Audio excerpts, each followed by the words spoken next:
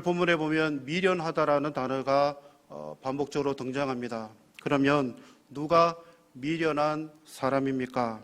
그 미련한 사람의 근본적인 원인은 5절 하반절에 보면 이렇게 기록이 되어 있습니다. 두렵건대 그가 스스로 지혜롭게 여길까 하노라. 잠언을 기록해서 지혜자가 지금 26장에서 우리에게 하고 싶은 말씀은 자기를 지혜롭게 스스로 여기는 자는 참 미련하다라는 것을 우리에게 말씀하고 있습니다. 특별히 잠언에서 이 스스로라는 이 단어는 하나님과 반대가 되는 개념입니다. 이 스스로는 하나님 없이도 나 혼자 살 수 있다라는 의미가 담겨져 있습니다. 그래서 미련한 사람은 하나님 없는 삶이라고 우리가 정의를 내릴 수 있는 것입니다. 그래서 오늘 제가 미련한 사람이 이러한 삶을 삽니다 라고 했을 때에 그 사람은 하나님 없는 삶이라고 생각을 하시면서 함께 이 밤에 말씀을 나누겠습니다. 오늘 본문은 특별히 이 미련한 삶을 드러내기 위해서 2절씩 이렇게 쌍을 이루는 게 특징으로 되어 있는데, 그것을 살펴보면서 우리는 미련한 삶의 길을 걸어가지 않도록 함께 자신을 다짐하는 시간이 되었으면 좋겠습니다. 먼저 1절하고 8절을 연결시켜 볼 수가 있는데 우리 함께 읽겠습니다. 미련한 자에게는 영예가 적당하지 아니하니 마치 여름에 눈 오는 것과 추수 때에 비 오는 것 같으니라. 8절입니다. 미련한 자에게 영예를 주는 것은 돌을 물매에 매는 것과 같으니라.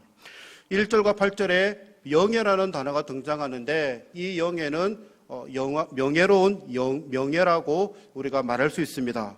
영광스러운 명예가 영예인데, 미련한 자는 영광스러운 명예를 추구합니다. 그 이유가 무엇이냐면은 영광스러운 영예를 자기가 이렇게 획득함으로 말미암아 자신의 미련함이 해결될 것이라고 여겼기 때문입니다. 하지만 그러한 영예를 얻더라도 그 삶에는 헛될 수밖에 없습니다. 왜냐하면 미련한 삶의 근본적인 문제가 무엇입니까? 바로 모든 문제를 자기 스스로 해결할 수 있다는 겁니다. 하나님 없이 자기 스스로 해결할 수 있다는 겁니다. 하나님 없이도 모든 문제가 가능하다고 여기기 때문입니다. 잠언 25장 마지막 절에도 이 미련한 자의 영광스러운 이 명예의 삶이 얼마나 헛된가를 기록하고 있습니다. 25장 27절에 꿀을 많이 먹는 것이 좋지 못하고 자기의 영예를 구하는 것이 헛되니라. 지금 지혜자는 꿀을 많이 먹는 것, 그리고 자기의 영예를 구하는 것을 지금 한 말씀 안에 두고 있습니다. 꿀은 우리가 정말 좋아합니다. 달아서 아주 좋고 또 우리의 건강을 좋게 만들고 우리의 식욕을 이렇게 돋우어 줍니다. 그런데 그것을 많이 먹으면 어떻게 됩니까? 도리어 우리 몸을 망가뜨리게 됩니다. 적당하면 좋은데 과용이 되면 오히려 우리에게 해악을 끼치는 게 꿀입니다. 마찬가지로 명예로운 명예는 좋은데 그것이 스스로 귀하게 여길 때는, 스스로 그것을 가지려고 노력하는 것은 꿀이 과하면 해를 하듯이 그것도 마찬가지라는 것입니다. 이것이 바로 자기의 영예를 구한다는 것입니다. 자기의 영예만을 구하는 사람의 결과는 헛되고 그리고 무익하다라는 것입니다. 지금 지혜자는 명예가 그 자체가 잘못되었다라고는 우리에게 말씀하지 않습니다. 그 영광스러운 명예를 추구하고자 하는 그 사람의 마음이 잘못되어 있을 때에 그 영예가 잘못되었다라고 우리에게 말씀합니다. 왜냐하면 하나님 없이 내 스스로 이것을 할 수 있다라고 여기기 때문입니다. 영광스러운 명예를 추구하는 삶을 오늘 본문 1절에서는 미련하다라고 이렇게 말씀합니다. 그 미련함이 여름에 마치 눈 오는 것 같고 그리고 추수 때에 비가 오는 것 같다라고 이렇게 말씀합니다. 여름에 눈이 오면 어떻게 됩니까? 그 눈은 오자마자 녹아버립니다. 추수 때에 비가 오는 것은 우리의 한 해 농사를 망쳐버립니다. 이것은 있을 수도 없는 일이고 일어났어도 안 된다는 말입니다. 이 미련한 사람은 자신의 미련함을 해결하기 위해서 영광스러운 명예를 얻으려고 노력하고 하지만은 그것이 마치 여름에 눈 오는 것처럼 추수 때에 비가 오는 것처럼 결코 일어나지 않는다는 겁니다. 자기가 지혜롭게 하더라도 하나님처럼 될 수 없는 마치 바벨탑과 같은 그러한 삶이라는 것입니다. 이러한 삶을 지혜자는 이미 결론을 내립니다. 어떻게 내립니까? 하나님 없는 삶은 그 자체가 미련하고 무익하다라고 지혜자는 우리에게 말씀합니다. 1절과 연관된 8절은 이웃 사람들, 제3자가 이 미련한 사람에게 영예를 주고자 하는 내용입니다. 이웃 사람, 그런데 이 이웃 사람이 미련한 자에게 영예를 주는 것을 돌을 물매에 매는 것과 같다라고 8절에 기록이 되어 있습니다. 1절은 자기 스스로 영예를 가지고 싶은 반면에 8절은 옆에 있는 주위에 있는 사람이 이 미련한 자에게 영예를 주고 싶어 하는 것입니다. 마치 주변에 있는 사람이 이 미련한 자를 보고 선생님 훌륭하십니다, 선생님 대단하십니다라고 이렇게 하며 칭찬하면서 영광스러운 명예를 줍니다. 그런데 그것을 뭐라고 말씀합니까? 돌을 물매에 매는 것과 같다라고 합니다. 돌을 물매에 매는 것을 우리는 물맷돌이라고 이렇게 알고 있습니다. 물맷돌은 언제 사용합니까? 사냥을 할 때라든지 아니면 적을 공경할 때 물맷돌을 사용합니다. 주변의 사람들이 미련한 자에게 영광스러운 영예를 주는 것은 그 삶은 헛될 뿐만 아니라 그가 속한 공동체도 어떻게 해요? 물맷돌을 가지고 파괴시킬 수 있는, 그래서 그 미련한 자에게는 영예가 조금도 필요하지 않다는 것을 우리에게 지금 말씀합니다. 왜냐하면 그 사람에게는 하나님이 없는 삶이기 때문입니다. 이러한 삶의 특징이 무엇이냐면은 2절에 보면 까닭 없는 저주를 한다고 합니다. 까닭 없는 저주는 참새가 떠도는 것과 제비가 날아가는 같이 이루어지지 아니하느니라고 말씀합니다. 왜 까닭 없는 저주를 퍼붓습니까? 까닭 없는 저주는 아무 이유 없이 저주를 퍼붓는 것입니다. 왜 미련한 자는 이유 없는 까닭 없는 저주를 그렇게 합니까? 좁은 의견으로 보면 공동체 안에서 내린 그 결과가 자기의 생각과 다르기 때문이고, 좀 넓은 의미로 보면 주님의 말씀이 자기의 생각과 다르기 때문에 그래서 까닭 없는 저주를 퍼붓는 것입니다. 자신의 의견, 자신의 고집, 자신의 주장과는 지금 전혀 다른 방향으로 일이 진행되고 있기 때문에 이 미련한 자는 까닭 없는 저주를 퍼붓는 것입니다. 어떠한 결정에 대해서 인정할 수도 없고 용납할 수도 없다는 겁니다. 그런데 다행스러운 것은 2절 하반절에 보면 이 미련한 자가 까닭 없이 다른 사람에게 퍼붓는 저주는 이루어진다라고 되어 있습니까? 안 이루어진다고 되어 있습니까? 이루어지지 아니하느니라라고 이렇게 말씀합니다. 미련한 자의 까닭 없는 저주는 시작입니다. 그리고 그 미련의 저주는 결과는 이루어지지 않는다라는 게 결과입니다. 그러면 시작이 있고 끝이 있으면 그 과정이 있는데 그 과정의 말씀이 9절입니다. 9절은 미련한 자의 이번 잠언은 술 취한 자가 손에 든 가시나무 같으니라 라고 이렇게 말씀합니다. 이 말씀은 과정에 관한 말씀입니다. 미련한 자가 아무 이유 없이 자기 마음에 들지 않으니까 까닭 없는 저주를 퍼붓습니다. 그런데 그 과정이 술 취한 자가 손에 가시나무를 든 것과 같다라고 되어 있습니다.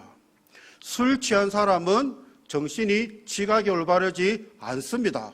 행동도 왔다 갔다 합니다. 그런데 그 사람 손에 가시나무가 들려져 있습니다. 가시나무는 남을 해할 수 있는 무기입니다. 결국 미련한 자의 이 과정은, 미련한 자는 까닭 없이 이렇게 퍼붓지만은 그 과정은 무엇이냐면은 자기도 지체할 수 없는 어떤 무기를 가지고 다른 사람, 공동체 혹은 가족을 이렇게 찌를 수도 있고 상처를 줄 수도 있고 눈물을 나게 만들 수도 있습니다. 그러나 그 결과가 뭐라고 되어 있습니까? 이루어지지 않는다라고 되어 있습니다. 미련한 자가 공동체에서 자기의 생각과 의견과 주장이 다르다고 다른 사람에게 이유 없이 저주를 퍼붓더라도 그 저주는 이루어지지 않는다라는 것입니다. 그냥 눈에 보일 때는 그 가시나무가 강력한 힘을 발휘한 것 같지만은 아무 소용이 없다라는 것입니다. 마치 우는 사자가 큰 소리로 공격을 합니다. 그런데 그 우는 사자의 이빨은 다 빠져 있습니다. 그 목에는 쇠사슬이 아주 굳게 잠겨져 있습니다. 그러니 우는 사자의 소리는 클지언정 우리를 믿는 사람을 어떻게 해요? 도무지 대적할 수 없이 그 공격은 실패하게 된다는 것입니다. 이런 미련한 자에게 하나님을 인정하지 않는 그 사람에게 필요한 것이 무엇입니까? 3절에 보면 막대기라고 되어 있습니다. 말에게는 채찍이요 나귀에게는 재갈이요 미련한 자의 등에는 막대기니라. 채찍, 재갈, 막대기의 공통점은 무언가를 제어하는 수단입니다.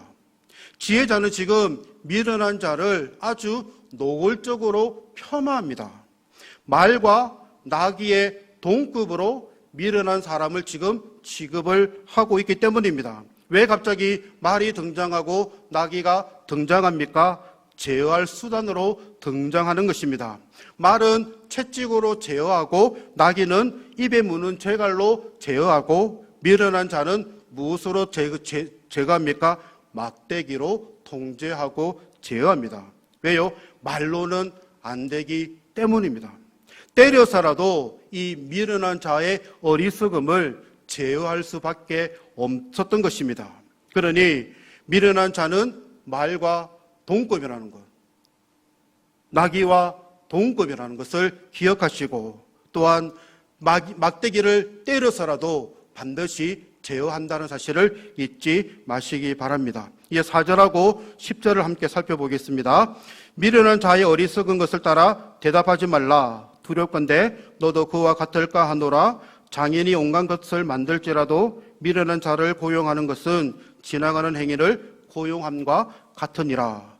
미련한 자의 어리석은 것을 따라 대답하지 말라라고 대답합니다.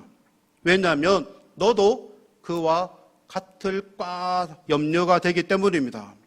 이 모습을 10절에서 한번 연결해 보겠습니다. 10절의 말씀은 이렇게 되어 있습니다. 어떤 장인이 있습니다.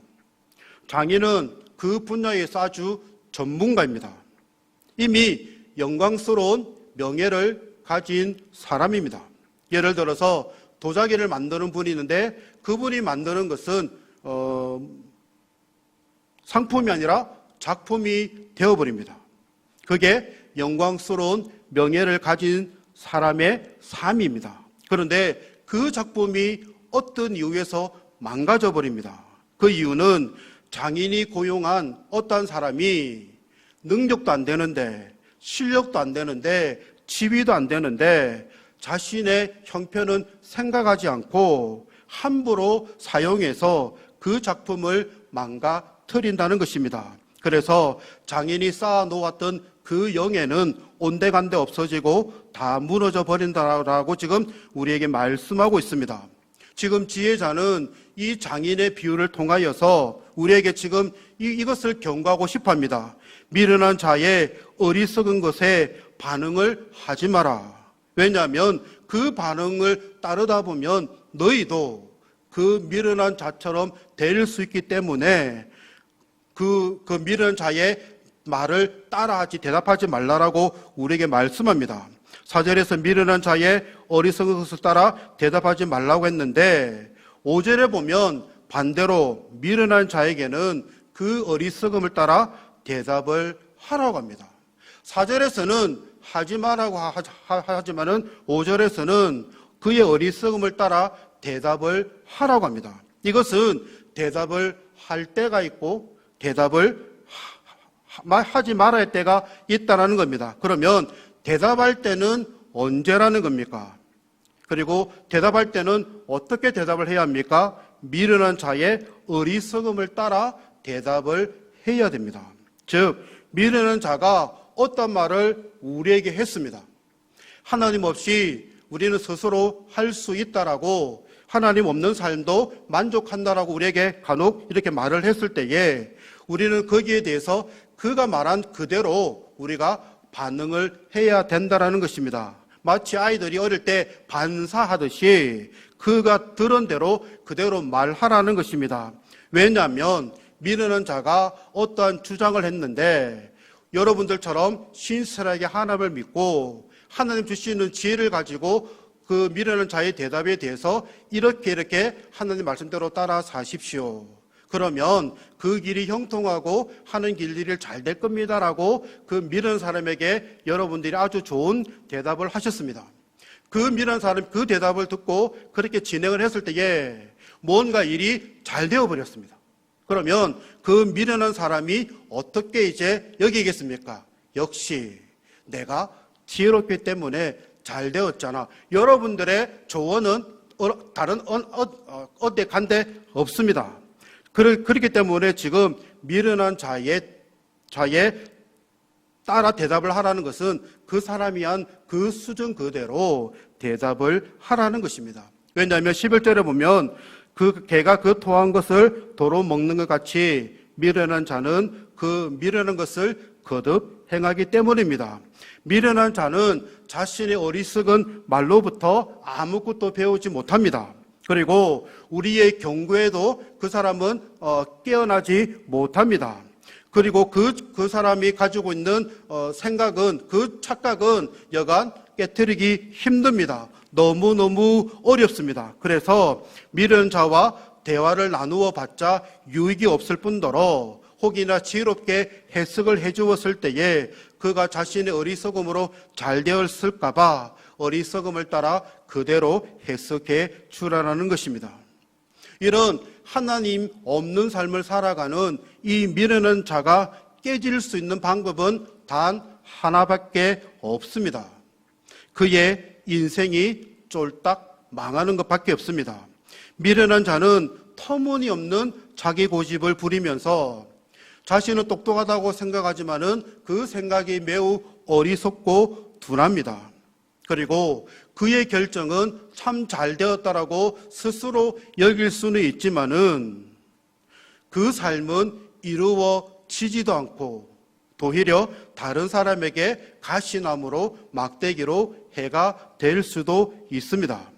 그러니 그 사람의 삶은 망함이 있어야지만 정신을 차릴 수밖에 없을 것입니다.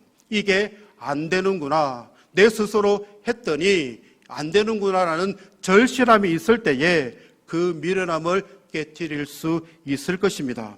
더군다나 이 미련한 삶이, 미련한 자가 가지는 근본적인 문제는 하나님의 말씀을 인정하지 않는다라는 것입니다.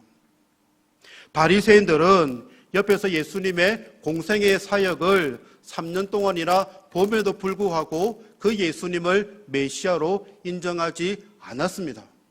자신들이 유리할 때는 예수님을 따르는 것처럼 했지만은 자신들의 기독권이 빼앗아지고 또 자신들이 받았던 그 명예와 그 열광들을 예수님께로 가져가 버리자 이제는 그들은 모여서 예수님을 죽이려고 했습니다. 그들은 예수님이 십자가에 달려 돌아가실 때는 자기들이 승리하였다라고 여겼을 것입니다. 우리의 힘이 크다.